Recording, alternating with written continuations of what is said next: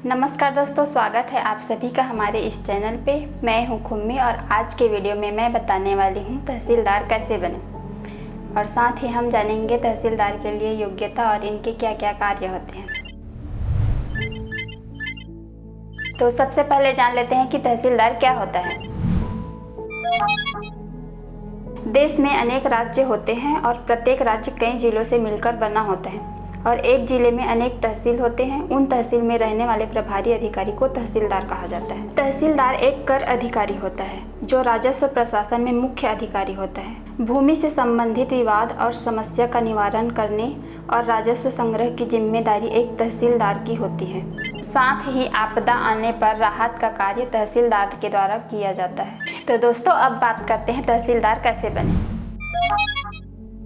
यदि आप तहसीलदार बनना चाहते हैं तो आपको मेहनत के साथ पढ़ाई करनी होगी। साथ ही आपके अंदर तहसीलदार पद के प्रति लगन और रुचि होनी चाहिए। तहसीलदार बनने के लिए पहले आपको नायब तहसीलदार के रूप में सेलेक्ट होना होगा। यदि आप नायब तहसीलदार बनना चाहते हैं तो आपको राज्य लोक आयोग के द्वारा आयोजित परीक्षा से गुजरना होगा।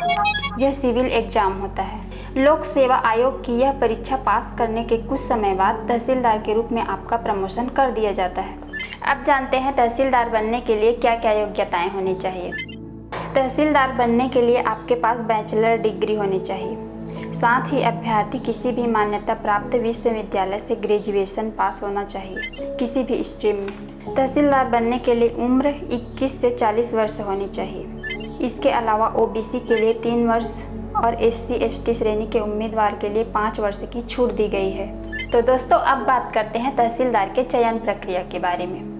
हर एक राज्य में इस परीक्षा के 3 चरण होते हैं जिन्हें आपको पास करना होता है, जो इस रूप में चयन हो जाता है: जांच परीक्षा, मुख्य परीक्षा और साक्षात्कार।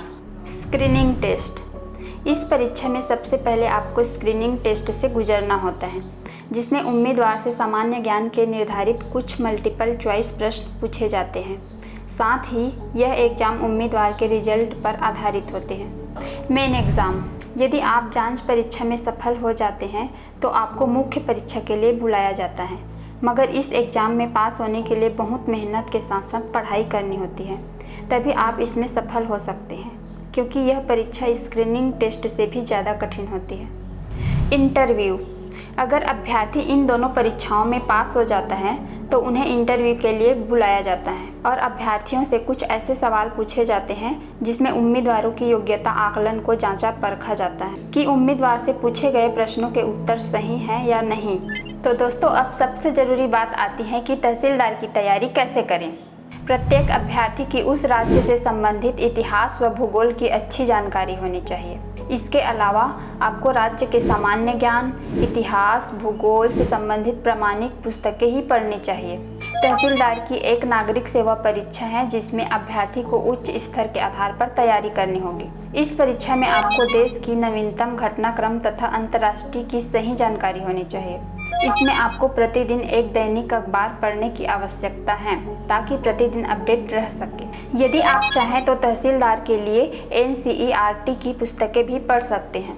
आप पुस्तकों के माध्यम से नोट बनाकर भी आप परीक्षा में अच्छे अंक हासिल कर सकते हैं। तहसीलदार की तैयारी करने के लिए हिंदी विषय को भी पढ़ते रहना चाहिए।